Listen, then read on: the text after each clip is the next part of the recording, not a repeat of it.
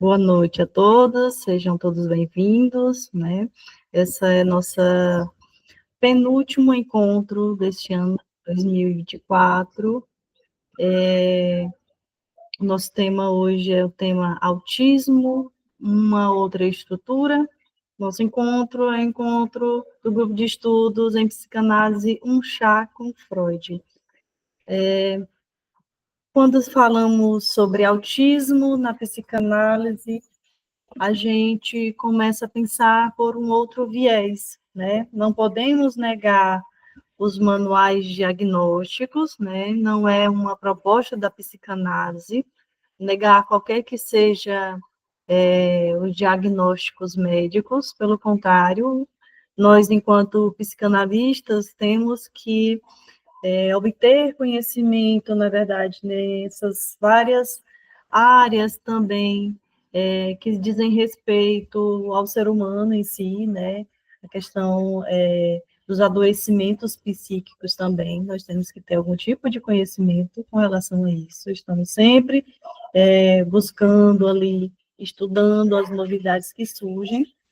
Entretanto, a psicanálise, ela olha o sujeito, ela atravessa o olhar, além do diagnóstico, né? Nós, como psicanalistas, enxergamos esse sujeito. Quem é esse sujeito que está dentro desse diagnóstico, né? Então, certamente, é uma discussão está bastante em pauta, né? O autismo na psicanálise por conta desse olhar diferenciado que a psicanálise tem. Então, qual seria a contribuição da psicanálise com relação ao autismo, principalmente com esse tema, né, desse artigo tão interessante da Dayana Pereira Santos, Autismo, uma outra estrutura? E para adentrarmos a essas questões, né, que vem trazer esse artigo, nós vamos entender mais ou menos o que é uma estrutura, o que a psicanálise propõe como enquanto estrutura e o que diferencia o autismo do diagnóstico, o autismo para a psicanálise do autismo diagnóstico. Então, para a psicanálise, em especial, partindo para esse pensamento mais lacaniano, viemos pensar o ser humano ele estando dentro de algumas estruturas no sentido psíquico. O que seria estrutura? Seria uma maneira de se relacionar com a dimensão do grande outro. É uma forma com que cada indivíduo consegue lidar, com que cada sujeito consegue lidar com o outro, com o real, com o simbólico, com o imaginário. É como esse sujeito ele vai conseguir se posicionar frente ao mundo. É como esse sujeito vai dar conta de conseguir estar no mundo e ser, estar e ser. É uma maneira. A, a estrutura, ela fala muito de como o sujeito vai lidar com a castração. E aí, nesse ponto, existem as três estruturas básicas, né? As três estruturas psíquicas que a gente pode pensar dentro da psicanálise, que seria, no caso, a neurose, a psicose e a perversão. Né? Para os psicanalistas lacanianos, essas três estruturas nos dão essa noção de compreender qual é a forma que aquele sujeito conseguiu lidar com o mundo. Se é uma forma neurótica, se é uma maneira psicótica, se é uma maneira perversa. Esses conceitos dessas estruturas não estão aqui para também colocar, somente para colocar dentro do quadradinho, não colocar um diagnóstico. A intenção não é essa, mas a intenção seria saber compreender como é que esse sujeito funciona, né? E para compreender isso, é preciso que compreenda como é que ele se coloca frente ao outro, frente ao mundo, frente à castração. Por exemplo, para a estrutura neurótica, os neuróticos, no processo de desenvolvimento, a criança, quando nasce, ela se aliena ao outro, ou seja, ela cria uma relação com o outro, de tal forma que esse outro, ela vai ter como um espelho, né? A criança vai olhar esse cuidador, essa pessoa, esse outro, essa sociedade, esse ambiente em que ele está inserido, como algo que vai ajudá-lo a vir a ser, né? Então, o neurótico, ele se aliena ao outro, e aí, em um determinado momento, ele se separa. Essa alienação é essa necessidade que nós temos quando nascemos, de precisar sermos cuidados.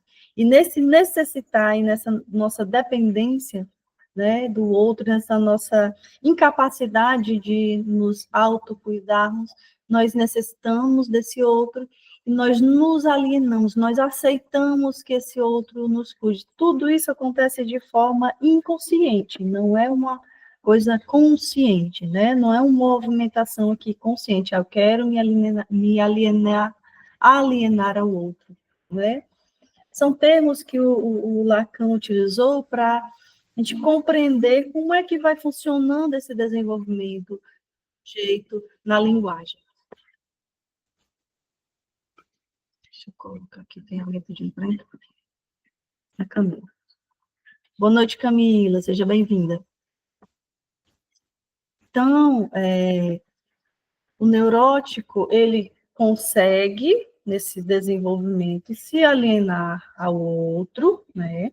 Percebe que não é um ser completo, aceita a castração, se defende, mas se defende por meio de uma fantasia, né? O processo, essa estrutura neurótica, fala muito dessa aceitação do outro, aceitação da castração. E como defesa, o neurótico cria uma fantasia. Ele se defende por meio da fantasia. Na estrutura psicótica, né, o psicótico, ele se aliena ao outro, né, no desenvolvimento, se aliena ao outro, mas ele não consegue fazer uma separação, que na neurose é possível fazer essa separação, né, na castração o sujeito se separa, né, para o psicótico não. O psicótico se aliena, né, necessita desse outro, aceita esse outro e acha que ali, nessa alienação, o outro e ele são os mesmos, mas chega um determinado momento na neurose que o sujeito compreende que ele é um e o outro é o outro, que tem uma relação, né? Para o psicótico não há essa separação. O desejo do psicótico, na verdade, é que a mãe o incorpore, né? Não há essa separação. Por não haver essa separação, haverá o que Lacan chama de foraclusão do nome do pai. Ou seja, essa foraclusão, ela fala desse inconsciente em que não há recalque. O psicótico, ele não recalca. Então, a gente pode até pensar que não há inconsciente ali, não tem nada sendo lançado para o inconsciente na psicose. É um inconsciente a céu aberto. O psicótico, ele tem muitas questões com o real, né? Ele não aceita esse real, não aceita o que ele vê de fora, e ele cria o seu próprio mundo. Então, como o inconsciente não há recalque, na psicose não há recalque, o inconsciente ele não tem delimitação. Ele é a céu aberto porque ele não tem a linha que delimita, não é o sistema fechado na neurose. Boa noite, Maria Bandeira, seja bem-vinda. O psicótico, para se defender, a forma, a maneira como ele lida com o mundo, com o grande outro, no caso, conferindo uma certa ordem para essa grande bagunça que fica. E a ordem que ele confere é criando ali o delírio. Ele consegue, de certa forma, se reorganizar, ele cria o delírio. Na estrutura psicótica, não há, como na neurose, a fantasia, há o delírio. Eu não aceito a separação, eu não aceito esse real, e eu crio, né, a fantasia, eu crio o delírio. Alguém está com o microfone ligado? Maria, você gostaria de falar alguma coisa? Não, boa noite, eu estou entrando agora, desculpa, vou desligar, viu? Boa noite. Sem problemas. Na estrutura da perversão, o perverso passa por esse processo de alienação, se aliena ao outro, reconhece a falta, como na neurose, assume o nome do pai, só que ao invés de construir uma fantasia, como na neurose, ele vai construir um fetiche, né? Finge que a falta do outro não existe através do fetiche. Então, essas três estruturas que foram trazidas aqui, bem basicamente, só para a gente ter uma noção do que é estrutura, que é uma maneira, vou até voltar aqui para as meninas que entraram agora, a estrutura é a maneira de se relacionar com a dimensão do outro. Foi a melhor forma com que aquele sujeito conseguiu lidar com as experiências, né, emocionais de vida psíquica. Foi a forma como o seu psiquismo vai conseguir lidar com a castração, com o real, com o outro, com o mundo, né? E assim, não há uma melhor estrutura, é melhor a neurose do que a psicose ou a perversão. Até mesmo a perversão não é uma questão de patologia. Essas estruturas, elas não são patologias, e é nesse ponto onde eu queria chegar com relação ao autismo também, né?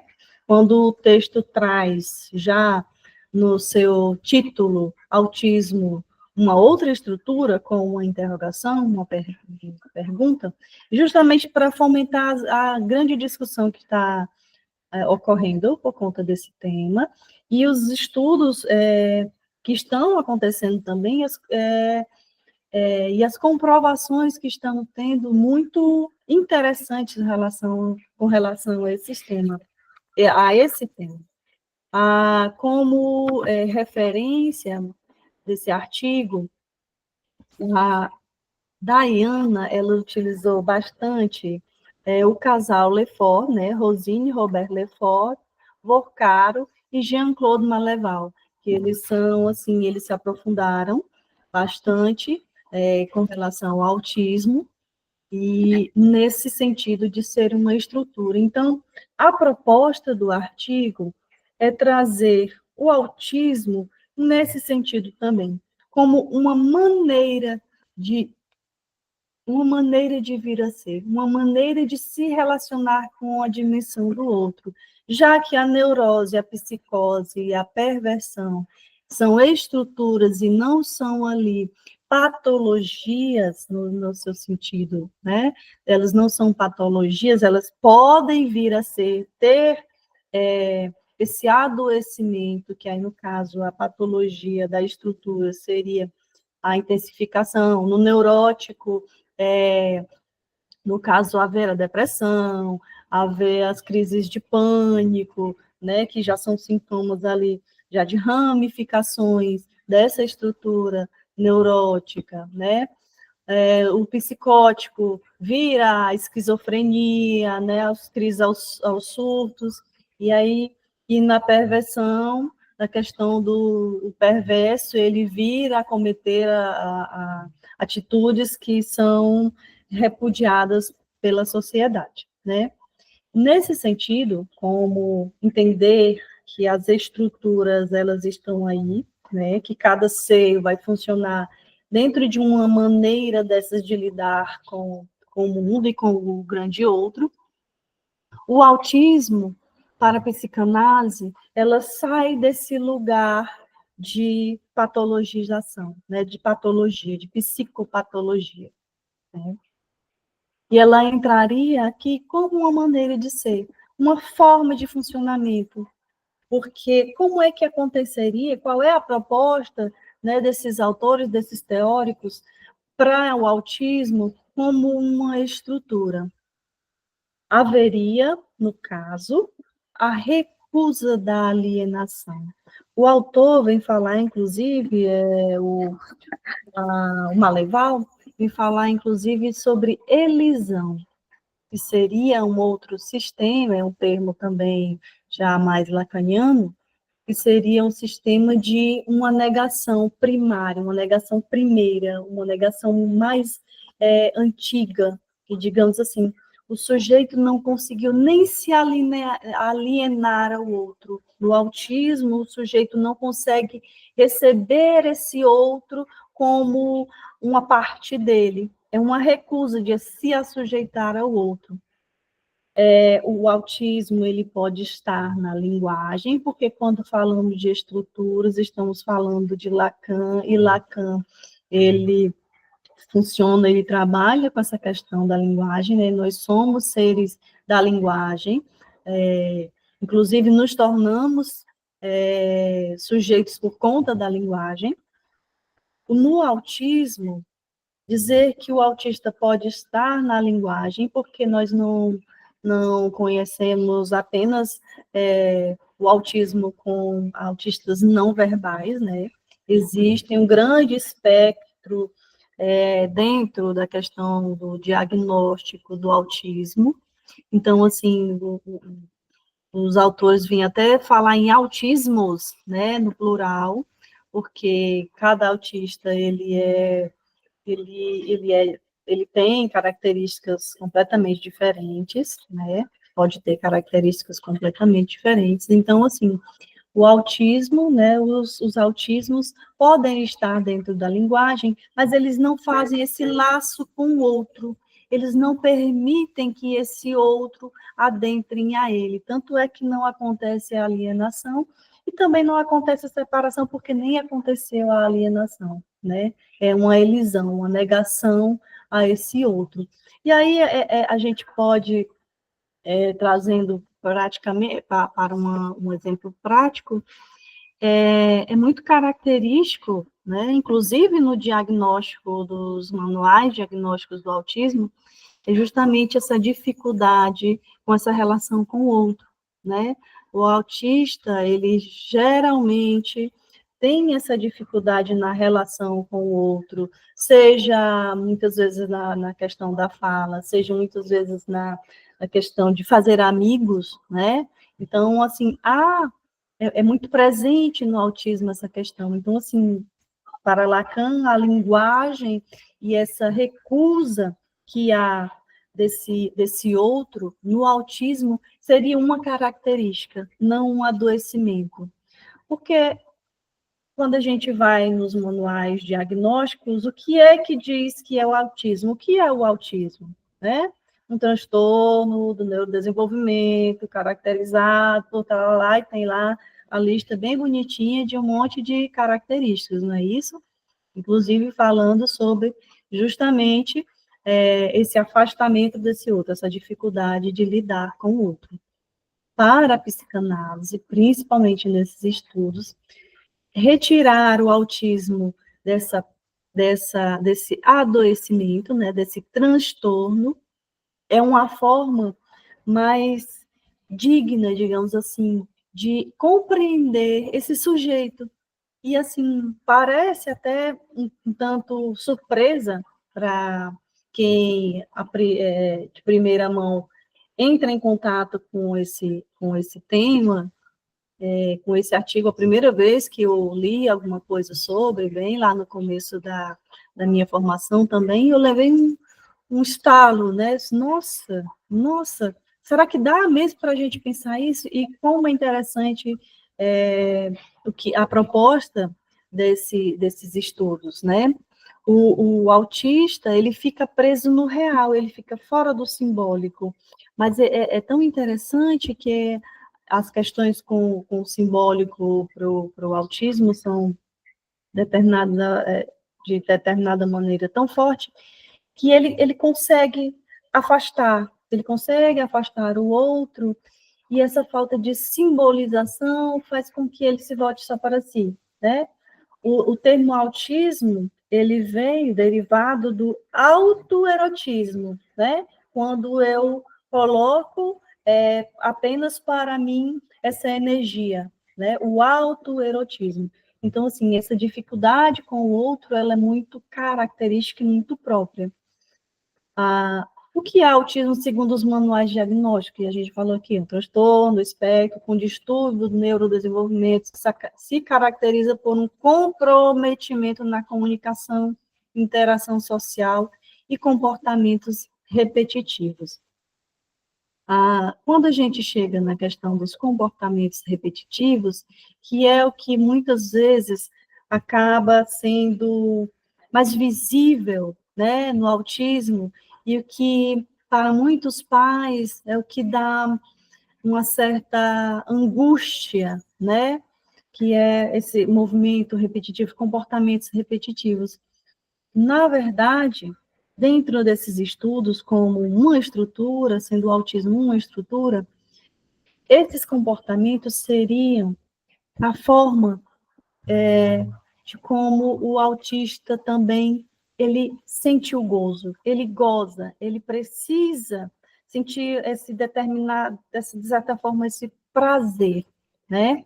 E por quê? Porque esses comportamentos do flapping, ou repetir as mesmas brincadeiras, ou assistir o mesmo desenho repetidas vezes, repetir a mesma frase, tudo isso, de certa forma, traz um certo gozo para esse autista, né? E Oi, pode falar. Alguém abriu o microfone. Regular, quando ele faz esse repetido várias vezes, eu participei de um congresso recentemente, Global News, não sei se você ficou sabendo desse congresso, e lá teve uma autista que palestrou, que é a Fernanda Fialho, ela é muito conhecida, sabe? Uhum. E ela falou que as pessoas geram um incômodo muito grande, mas para eles, autistas, é como se eles estivessem gerando uma satisfação, uma regulação, tá entendendo? Então, para eles ali é um momento de, como você falou, de gozo mesmo, né? Exatamente, exatamente. E aí a gente pode pensar naquelas ciências que querem retirar essas características, de certa forma, normatizar o autista, transformando no mais normal possível, retirando as estereotipias, esses comportamentos repetitivos, que é um grande problema. Porque se esse comportamento, se os flappings, né, se esse comportamento repetitivo não faz mal nenhum àquele sujeito, por que retirar? Né? Apenas para diminuir a angústia dos outros que se sentem normais, né? Inclusive, teve recentemente uma grande comoção, um grande barulho nas mídias com relação a uma lei em que estava sendo para ser aprovada com relação à terapia ABA, né, que é a mais, assim, que está sendo mais indicada para o tratamento do autismo, principalmente nesses comportamentos repetitivos, de transformar ali uma rotina mais adequada, e a gente pergunta assim, adequada para quem? Né? Adequada para quê? O que estão tentando fazer? Porque a lei, ela solicitava que, na verdade, colocava quase como um absurdo que um autista necessitasse de 40 horas semanais de tratamento. E como eu já fiz esse curso, eu sou terapeuta ABA também, não atuei com terapia ABA, é muito claro, é muito perceptivo essa tentativa de, vou usar uma palavra pesada para o termo, mas deixando o meu respeito às ciências, a todas as ciências, mas é um adestramento, é tentar modular aquela pessoa para conviver bem numa sociedade. E para o autismo, nesse lugar de estrutura, é muito ruim, porque eu vou trazer exemplos práticos. É muito comum o autismo, principalmente no nível 2 e do nível 3 né, de ajuda, de auxílio ali, que eles têm objetos autísticos, né? Que a gente tem os objetos transicionais, que os autistas geralmente precisam, gostam daquelas coisas que eles se encantam e que precisam, né? Geralmente é dinossauro, e eles gostam bastante, tem que estar com eles, mas tem os objetos autísticos, que são aqueles que não tem uma transição, ou seja, no objeto transicional, ele necessita por um tempo daquele objeto, mas quando ele não está com esse objeto, ele ainda consegue fazer algumas coisas, né? Tem autistas, os que têm o objeto autístico, eles não conseguem, é como se fosse sabe aquele disjuntor de energia? É como se desligasse. Eles utilizam esses objetos como parte dele. E pode ser qualquer coisa. Tem autista que pega uma caneta, né? E assim, ele incorpora uma parte do corpo.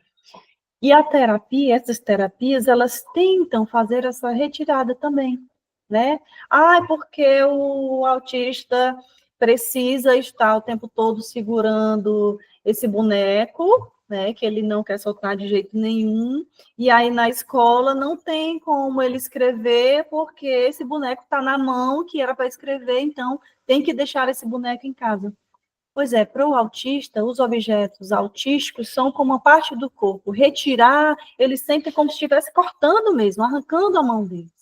E aí eles não vão. Se já a dificuldade do autista é se colocar para o mundo, é deixar que esse mundo o invada, né? Porque para o autismo, todo o caos que é o mundo, que a gente sabe que ele não consegue lidar com tudo isso que está acontecendo. E aí, deixar que esse mundo o invada é muito difícil. Imagina ele ter que ir para um lugar que já é difícil, sem a âncora dele, a âncora, aquele objeto que ele tem como, de certa forma, uma certa proteção, uma parte dele. Isso é retirado, né? Então, assim, é muito complicado, é muito delicado pensar no autismo como um adoecimento e esses comportamentos como algo que deva ser retirado. Shirlene, pode falar. Então, Vera, eu queria te perguntar, porque eu tenho uma amiga, vizinha minha, que a filha dela é autista, mas eu creio que o grau dela é o 3. Eu não tenho certeza, porque eu ainda não estou muito a par de tudo. Mas ela não fala, ela só grita. Ela grita. E assim, ela fica o tempo todo, como você falou agora, me veio aqui, porque ela fica o tempo inteiro com o celular, e se tirar o celular dela, ela fica muito nervosa. Grita, chuta o portão e faz uma coisa. Então, assim, ela passa praticamente o dia inteiro com o celular, ouvindo a músicazinha infantil ainda. Ela escuta Galinha Pintadinha, Patati Patatá. Ela tem 13 anos de idade. Aí eu queria saber se é justamente sobre isso que você está falando. Pode ser isso aí, né? Porque, assim, o grau dela deve ser o 3, né? Pelo que a gente... Ela é não verbal, não é isso? Ela não fala, é. Uhum. É possível que sim. Possível que sim. E é muito delicado, principalmente quando envolve aí as tecnologias, né? Porque quando é um objeto simples, né, quando é uma boneca, quando é um lápis, quando é um pincel, sei lá, quando é alguma coisa assim que é simples, que para que tenha uma movimentação, uma fitinha, né, para que tenha uma movimentação, seja o próprio autista que utilize, é menos grave do que quando se parte para a tecnologia. Eu digo isso porque, eu não sei se vocês viram recentemente, eu acho que nos Estados Unidos, um adolescente autista cometeu suicídio porque se apaixonou aí por uma IA, né, uma inteligência artificial, E aí essa inteligência artificial, por algum motivo lá, ele sentia que tinha um relacionamento amoroso com essa inteligência artificial, e por algum motivo essa inteligência quis terminar com ele, e ele não suportou, e ele cometeu suicídio. Então, assim, nesse sentido, os autistas, eles já têm essa necessidade, porque no autismo existe o que a gente chama de borda, que é essa barreira autossensorial. Eles precisam colocar uma barreira, um limite para impedir que esse outro invada. Muitas vezes o limite é um objeto, né? É um objeto autístico. Quando o autista ele não consegue ouvir barulhos, ele não consegue tocar algumas texturas, esse é a borda, né? Mas quando esse autista está envolvido com esses objetos que são complexos, como o celular, que ele pode encontrar 1 milhão de coisas lá, né? Fica um pouco mais complicado em todos os sentidos, né? Porque a gente sabe os malefícios que as telas causam, e para o autismo isso triplica, né? Então, assim, com certeza, essa adolescente, ela tem como um objeto, tem ali como um objeto, né, que ajuda a ela se estar no mundo, esse telefone, né? Mas que é também um grande problema, né? Porque não tem como fazer essa retirada desse telefone. Para eles é como retirar um braço, é como retirar uma perna, né? Eles se desregulam totalmente.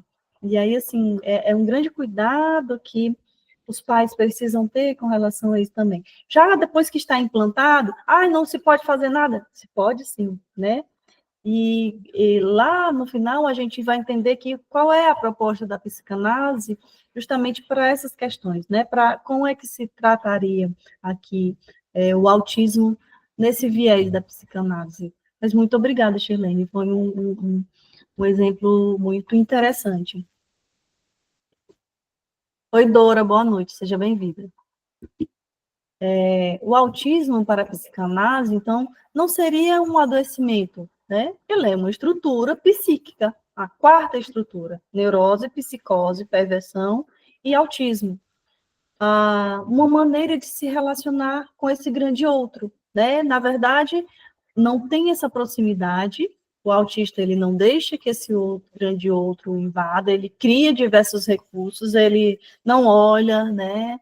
A gente as pessoas, quem convive, quem já observou uma criança autista, desde o princípio, assim, desde muito cedo, as características do autismo, ele já vem surgindo, né?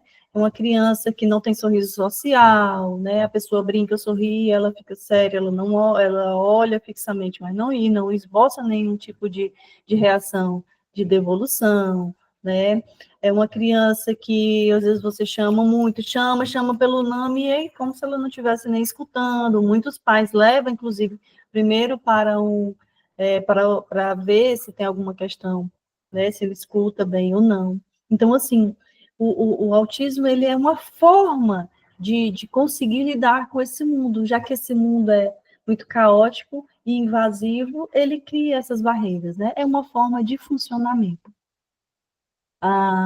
E aqui a gente já até adiantou com relação à estereotipia, né? Eles são recursos que o sujeito ajuda para se organizar. E se não tem um incômodo para ele, por que retirar, né? Por que ir para terapia 8 horas, né, por dia, 40 horas por semana, né? Diversas terapias para que esse autista retire tão incômodo comportamento repetitivo. Para ele é uma forma de regulação, então não tem necessidade de tirar, né?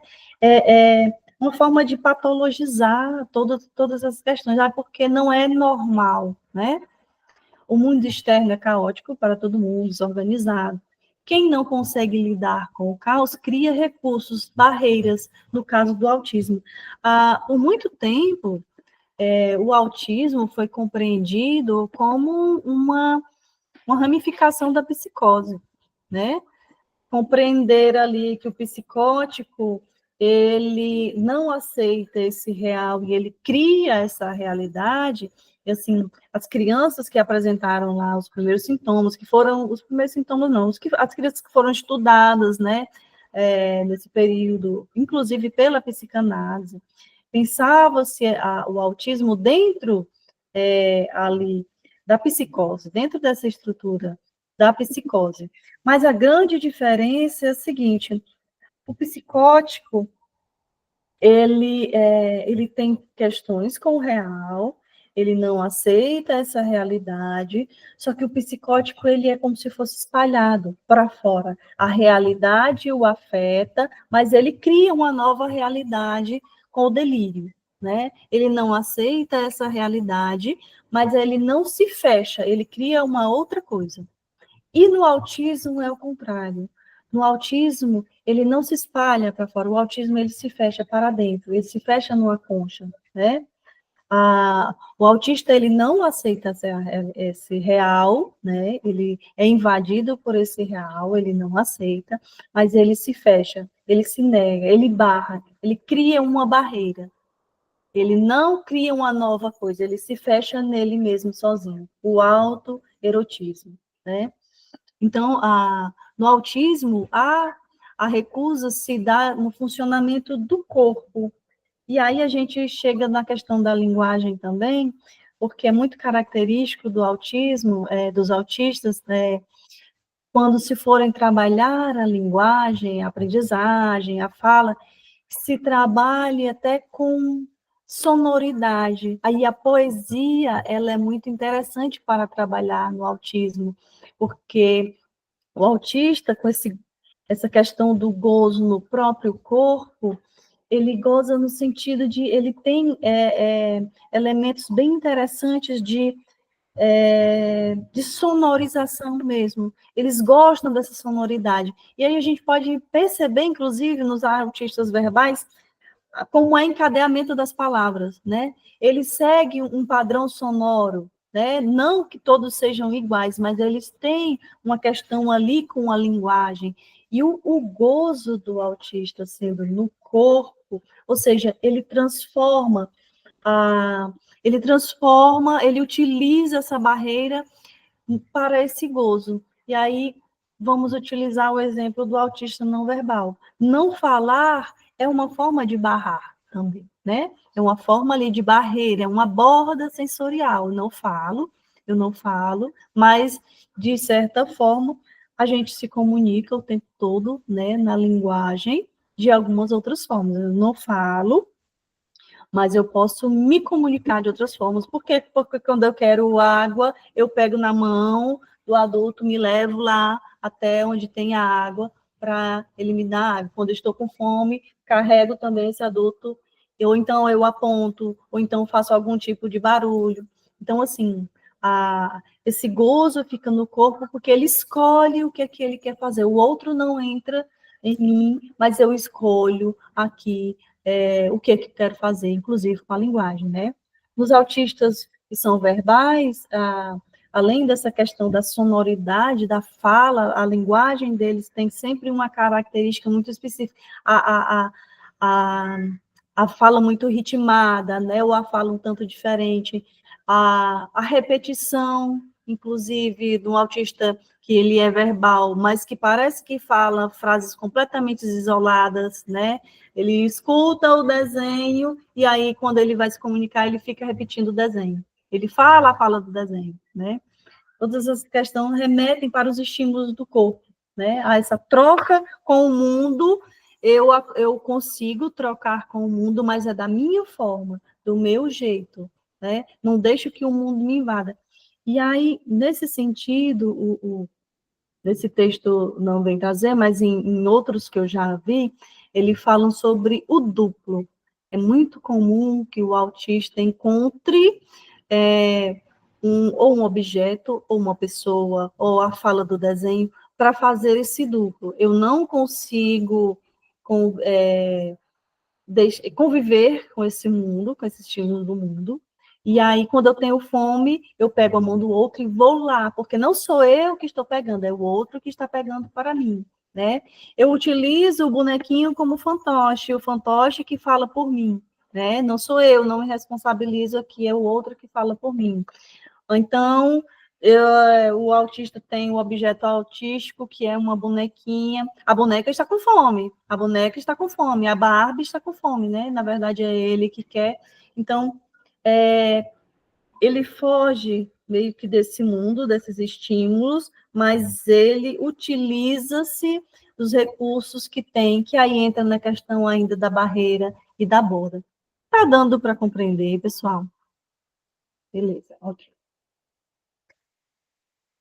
Então, assim, quando o autismo é reduzido, né, com todas essas questões do autismo, ele é reduzido apenas a uma deficiência, né, algo que se apresenta como deficitário, operar-se uma terapêutica de adestramento, ou seja, tentar adestrar essa pessoa para ir para a normalidade, é acabar aumentando as resistências. Porque quando eu tiro esse objeto autístico, que é o que me permite ir para o mundo com segurança, porque quando o mundo vier me invadir, ele invade o objeto aqui, e aí eu consigo suportar. Mas aí, se retira isso, eu fico completamente indefeso. E aí a resistência vai ser grande. Né? Eu vi um caso, justamente na escola, de que era uma menina, né? Estava no que chamam no espectro do autismo, e ela utilizava a boneca Barbie, né? E não conseguia escrever, porque não soltava essa boneca, tinha que ser nessa mão, e ela não queria escrever. Qual foi a terapêutica? O que foi que eles conseguiram utilizar para que essa autista pudesse diminuir essas questões e conseguir suportar esse mundo, estar no mundo, sem que fosse retirado, sem que fosse agredido? A boneca Barbie, com aquelas perninhas finas, né? Começaram a trabalhar as perninhas da boneca como um pincel, colocaram na tinta, colocaram ela para desenhar com essa boneca, e essa boneca, esse objeto autístico que era simples, começou a se tornar um objeto complexo, capaz de me levar para as interações com o mundo, que não sou apenas eu, né? A bonequinha é que está aqui o meu avatar, né, de certa forma, e ela consegue interagir com o mundo e me ajuda nessa interação, conseguir com que o mundo não me invada tanto, mas eu consiga estar no mundo. Olha que lindo que é isso, né? Ao invés de tentar adestrar para retirar essa boneca, porque essa pessoa tem que escrever com a caneta e um lápis, utilizou os recursos que ela tinha para deixar que esse sujeito estivesse no mundo da forma como ele consegue, né? Tá dando para compreender aí, né? Beleza, excelente.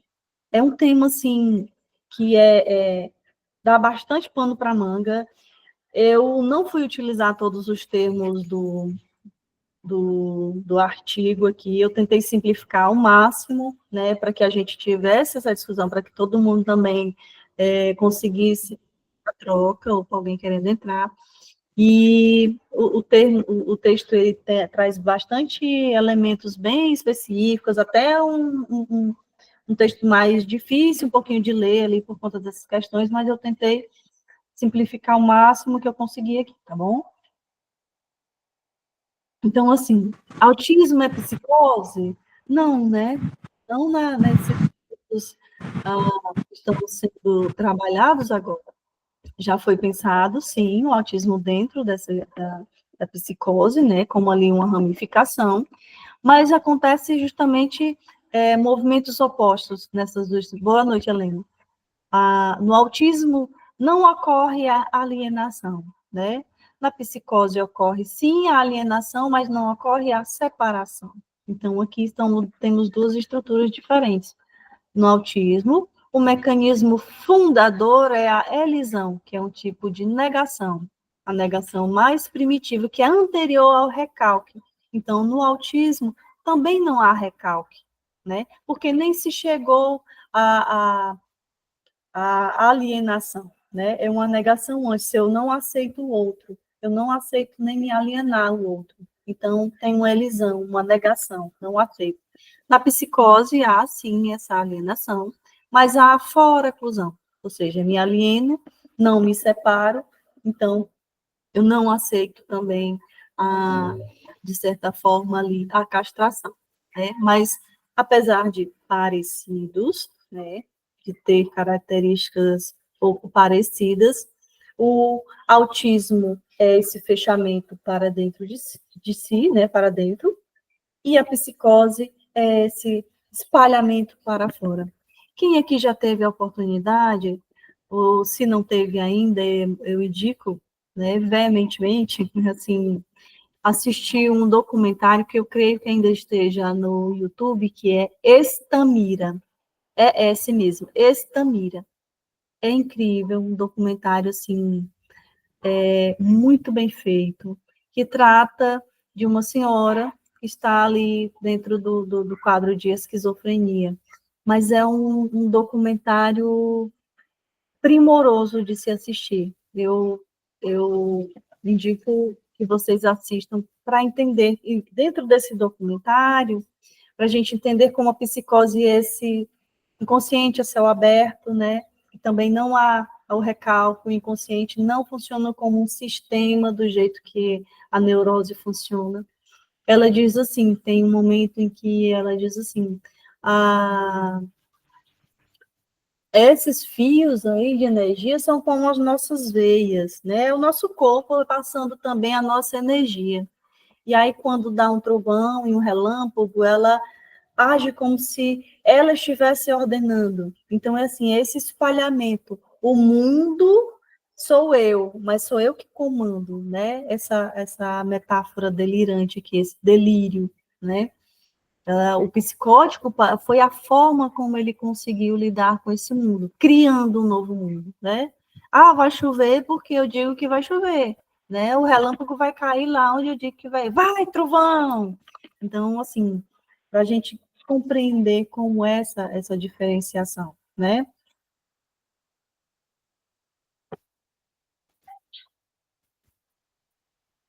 O autista, ele não se implanta no campo do outro, ele não permite que esse outro adentre a ele, né? Na psicose, o psicótico quer ser tudo para o outro, quer ser, na verdade, essa não separação, principalmente com a mãe, né? Principalmente com a mãe. A, a fala no autismo não é centrada na comunicação. O autista, ele não se preocupa muito em se comunicar na forma como a gente faz, né? Na forma como a gente tem a necessidade de comunicação, porque não há essa troca do autista com esse real, com esse mundo, com esse grande outro, com essas outras pessoas. Por isso, a gente volta na questão do gozo, né? O autista, ele está para dentro de si, então, ele apenas coloca o que ele sente prazer, o que ele quer, né? Ele não quer comunicar, ele não quer essa relação com o outro, mas ele não deixa de sinalizar, né?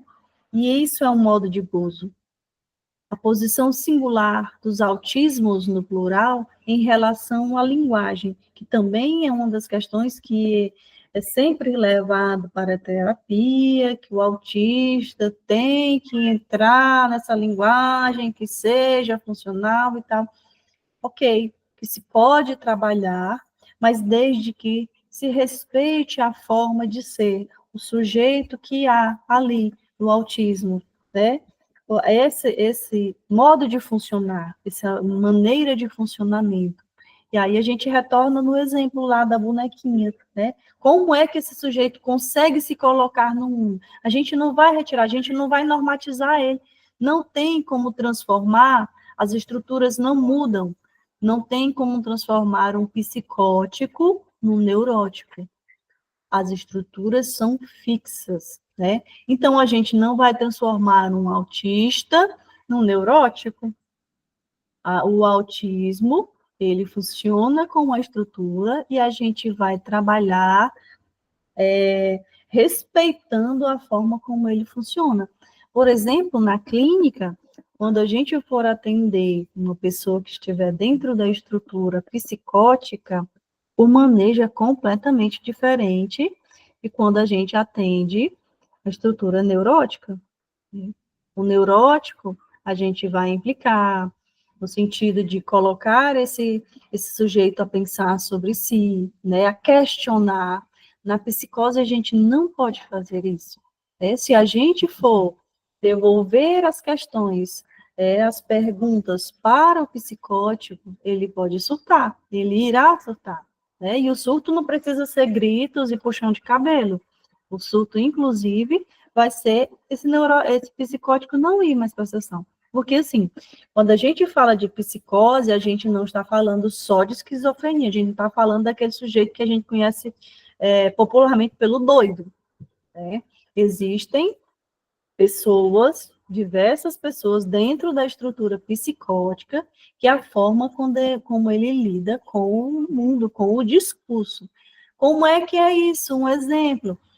Aquele tipo de pessoa que tem muitas certezas fechadas, né? E a gente vai olhar essas certezas, são coisas assim que parecem um pouco até infantis.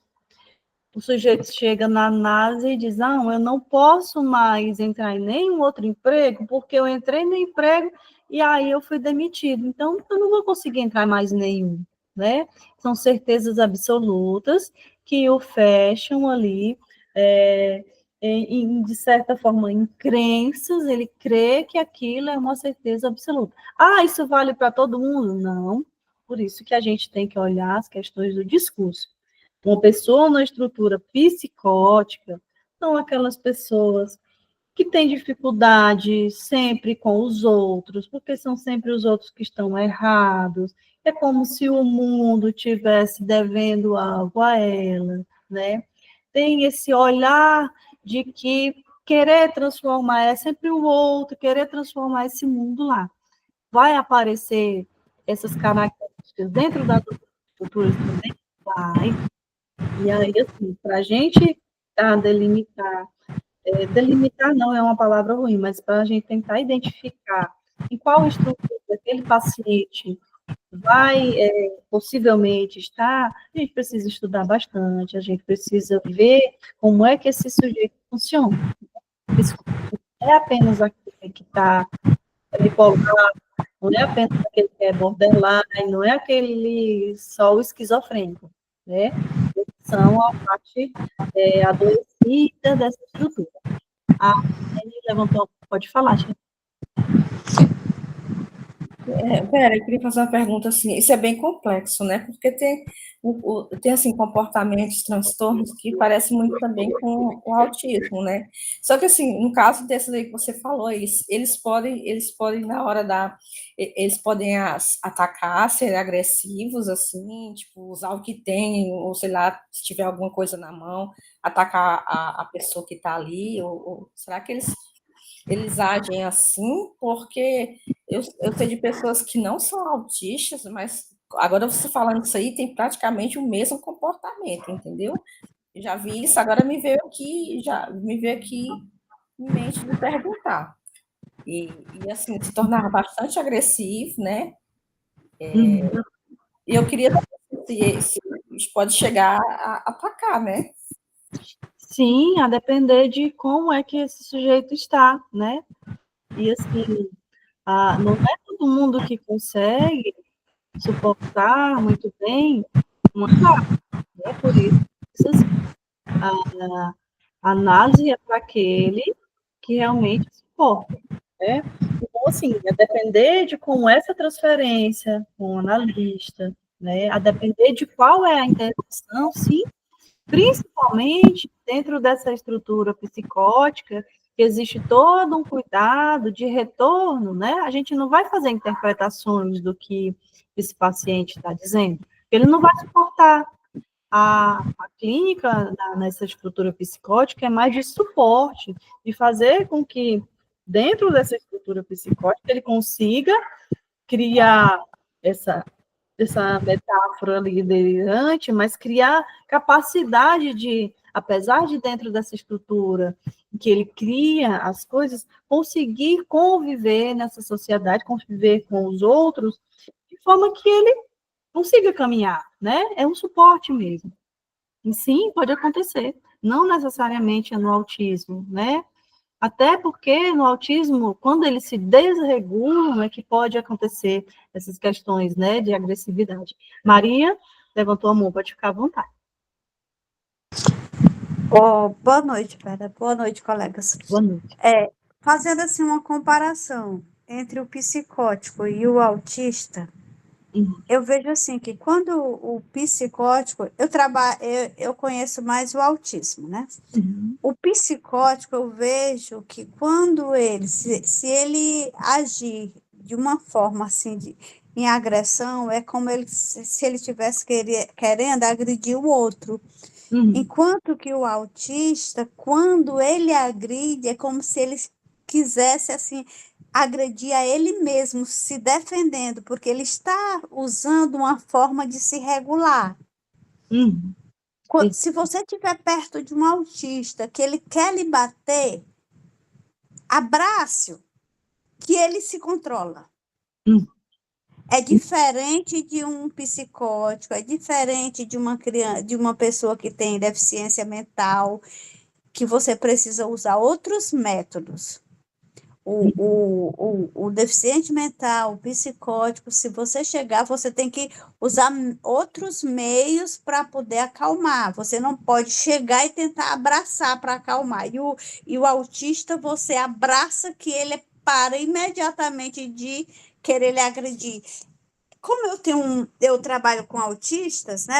A maioria dos meus alunos são autistas, e eu tenho alguns, por exemplo, assim, uns 2, que quando eles estão totalmente assim descontrolados, tem uma menina que ela tem 7 anos, ela está se batendo, ela chega perto de mim, ela vem batendo, eu abraço ela, ela para imediatamente, né? Aí ela vai se acalmando. Eu jamais vou dizer que uma menina dessa é violenta. Ela não é violenta. Se ela é violenta, é para ela mesma, porque ela não está se suportando. Ela não está se suportando, ela não está suportando o outro, ela não está suportando a si mesma. É uma desregulagem tão grande assim no cérebro dela, na mente dela, que ela não sabe o que fazer. É muito difícil para eles. E num momento desse, com eles, a gente tem que fazer o quê? Jamais eu vou dizer assim, às vezes eu vejo assim, pessoas, não, ela ela vai me agredir. Não vai lhe agredir. Não vai lhe agredir. Você chegue perto e abrace e diga, tá tudo bem, vai ficar tudo bem. É como se fosse assim, jogando um balde de água fria, porque se existe uma coisa que eles gostam também, é de água, porque acalma. Então, assim, são pessoas completamente diferentes, são situações diferentes que a gente tem que, naquele momento, saber como agir para poder aliviar a situação de cada um. É complicado assim, mas a gente tem que tentar, naquele momento, saber lidar com eles. Sem medo. Uma coisa que você não pode mostrar no semblante é que tem medo. É que ele é perigoso. Primeiro, porque ele não é perigoso. Se o psicopata pode ser, o neurótico pode ser, de uma certa forma. Por exemplo, eu já tive meninos que não eram autistas, eu já tive alunos que não eram autistas, que quebrou óculos de professora, que virava a sala de cabeça para baixo. Era um horror, aí mandavam me chamar. Quando eu ia na sala, eu deixava eles virar. Já começou? Deixa ele acabar com a sala. Quando ele terminava, aí eu dizia, deixava ele se acalmar, eu dizia, agora você vai arrumar a sala. Não vou, vai, nós vamos arrumar nós dois, eu vou lhe ajudar. Mas eu deixava a responsabilidade para ele. Eu vou lhe ajudar. Aí a escola já tinha chamado a mãe para ver se acalmava. Aí quando a mãe chegava, eu dizia, mãe, deixa ele aí se acalmar, porque ele ainda vai arrumar a sala. E ela dizia, não, ele não vai arrumar. Eu digo, vai e eu vou ajudar, e ele vai me ajudar. Eu dizia assim, ele vai me ajudar. Eu fazia esse menino arrumar a sala. Às vezes, quando ele estava em atendimento comigo, que eu ele pegava uma coisa e queria quebrar, eu dizia assim, eu sabia o grau de compreensão que ele tinha. Aí eu dizia, vai quebrar? Pode quebrar. Isso aqui vale tanto. Se você quebrar, eu vou pedir para sua mãe repor. Eu não dizia pagar, vou pedir para sua mãe trazer um para mim. Aí ele parava. Aí eu ainda dizia o preço das coisas, sabe? Por exemplo, um portão, eu dizia quanto era. Um jarrinho, eu dizia, esse só vale tanto. É bem baratinho. Então, assim, eu parava ele dessa forma. Uhum. E a mãe dele, às vezes, dizia, eu não sei como é que tu consegue. Eu dizia, da mesma forma que você poderia tentar conseguir com ele.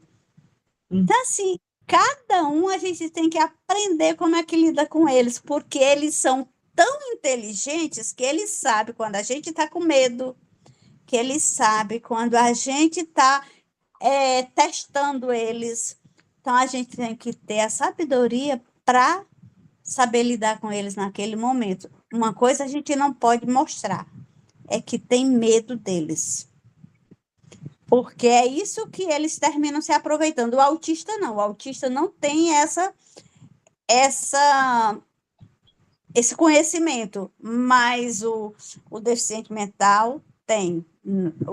A pessoa que tem qualquer outro tipo de neurose tem, mas o autista não. O autista faz de uma maneira inconsciente. O autista faz de uma forma que ele está agredindo a ele mesmo. Ele não está fazendo por maldade com o outro. Mas o psicótico não, ele é diferente. Exatamente. Concorda comigo? Pode dizer aí. Exatamente, Maria, excelente, excelente. E assim, você tem experiência, né, nessa questão do autismo, já prestou bastante atenção nisso. A desregulação do autismo pode ocasionar essa sensação de agressividade, né? Como ele não deixa que esse outro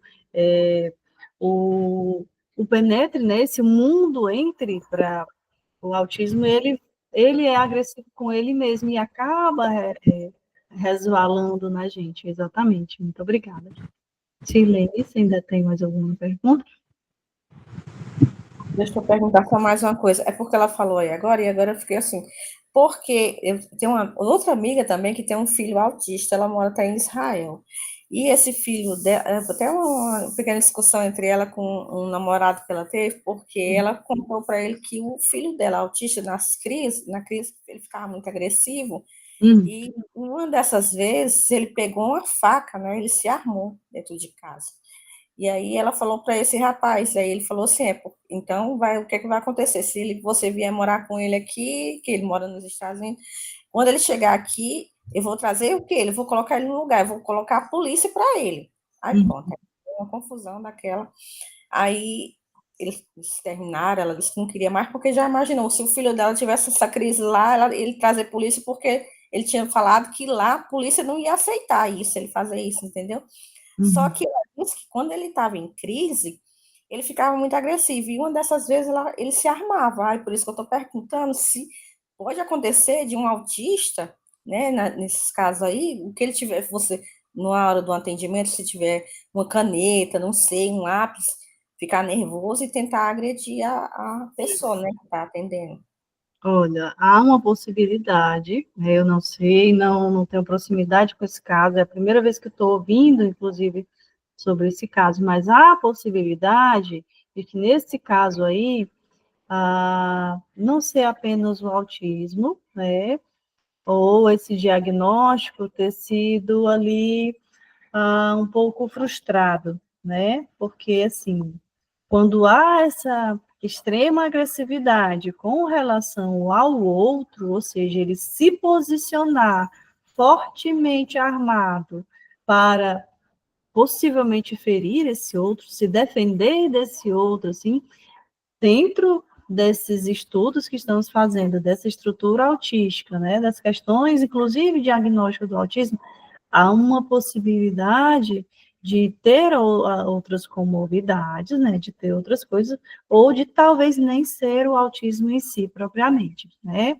porque a característica principal do autismo é que esse outro não adentre a ele, mas ele não vai atrás desse outro, né, de certa forma, para ter qualquer tipo de relacionamento nesse sentido, principalmente nesse agressivo, né? Mas, assim, é apenas uma conjectura minha, né? Então, como você falou também aí, Vera, o pai dele, porque assim foi, ela se separou do pai dela, hoje ela vive com 2 filhos, né, que é esse menino que ela fala autismo, ele tem 13 anos também, a idade dele, e só que o pai dele é psicopata, Uhum. E aí? psicopata, e aí pode ser, agora já que você falou, ela pode achar só que é autismo e ser algo mais, né? Sim, exatamente. Há a possibilidade, sim, de ser uma outra coisa, né? Bom, O autismo é muito sentimental, né? Ele tem uma compreensão assim, embora ele não mostre, mas ele compreende. Eu tive um aluno de nível 3 de suporte que ele, às vezes ele era agressivo, mas, aliás, ele foi agressivo comigo logo no início, quando eu comecei a atendê-lo, ele tinha 8 anos, ele ficou comigo até os 14, sabe? Então, ele tinha uma ligação muito forte comigo, mas no início, até ele se acostumar comigo, ele não queria nada comigo. Ele era agressivo, ele não queria fazer nenhuma atividade. Eu colocava uma atividade para ele, ele jogava tudo no chão. Isso é natural deles. Ele jogava tudo no chão, ele não queria. O que que eu fazia?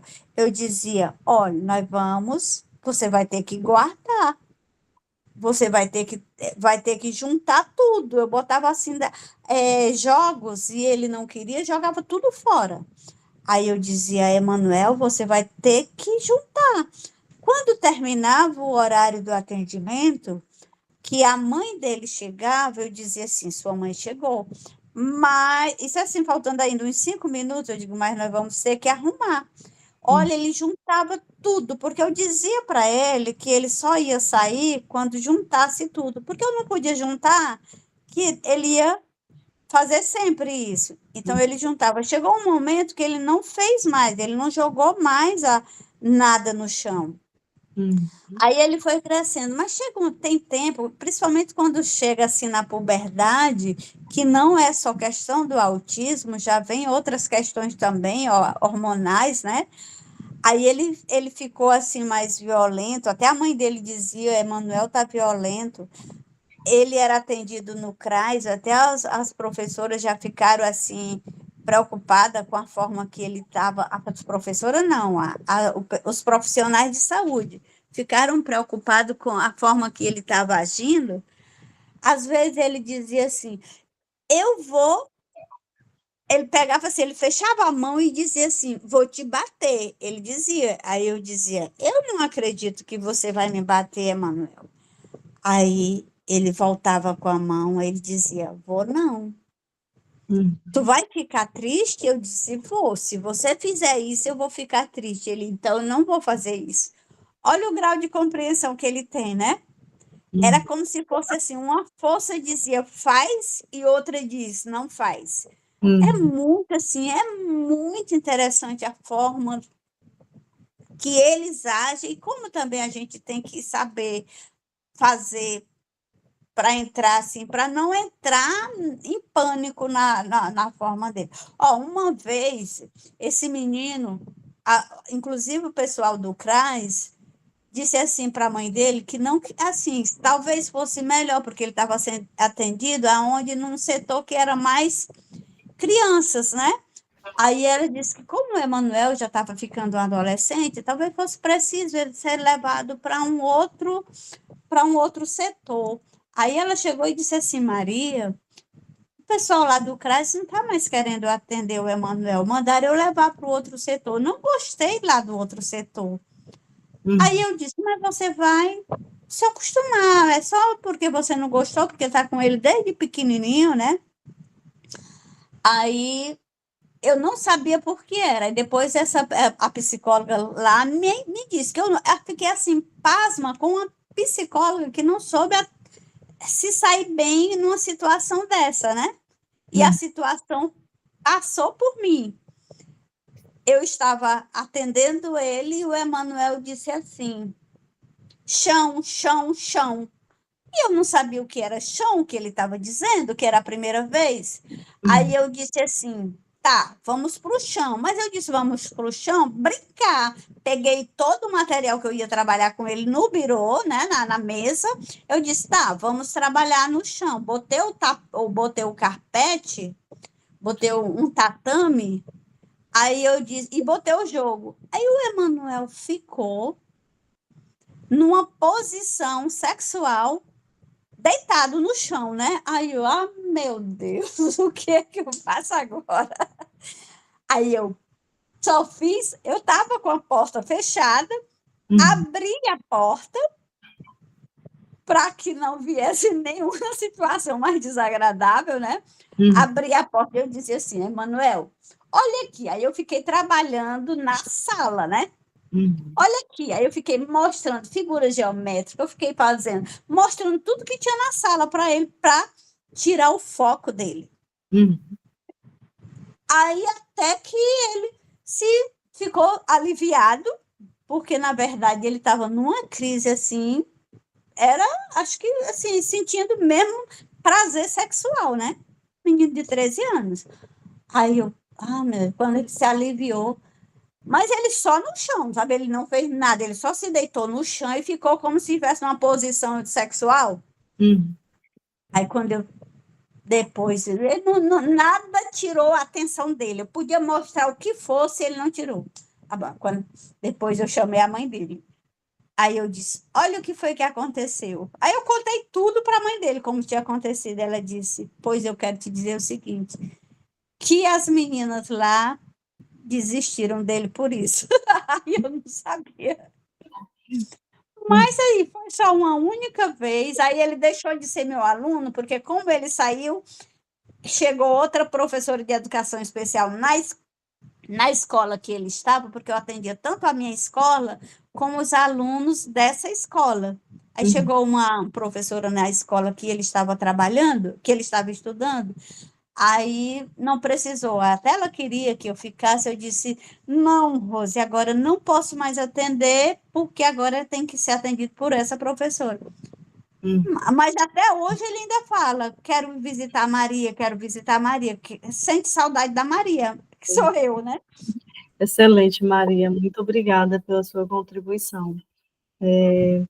Exatamente, né? Assim, cada ser humano, sendo dentro de qualquer que seja as estruturas, são diversos, né? Então, para a gente finalizar aqui, nesse sentido, a psicanálise toma a direção do tratamento dos autistas pelo reconhecimento do diferente como singular, né?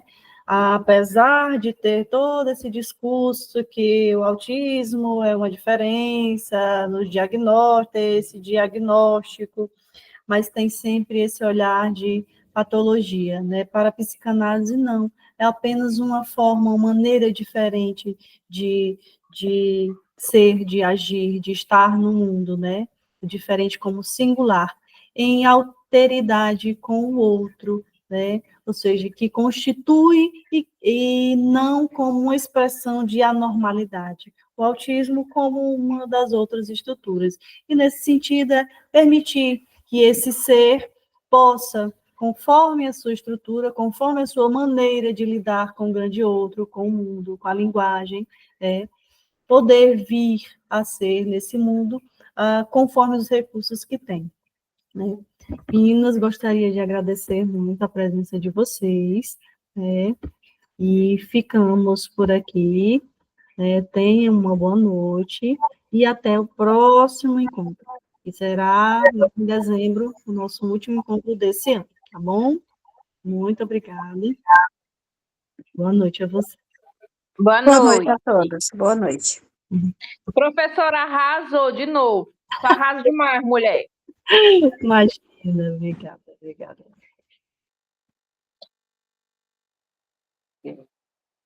Boa noite, gente.